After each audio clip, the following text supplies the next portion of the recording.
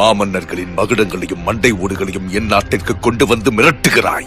என் ராணியை அவமானப்படுத்தினாய். என் நாட்டு மக்களை சிறைப்பிடிப்பேன் என்று என்னிடமே கூறுகிறாய். நீ பேசும் வார்த்தைக்கு நீதான் பொறுப்பு என்று ஆரம்பத்திலேயே எச்சரித்தும் மீறிவிட்டாய். இது சட்டப்படி தவறு.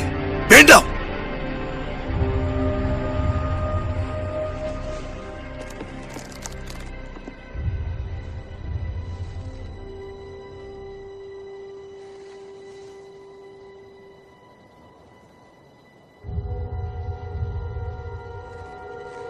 தவறிழைத்து விட்டாய்.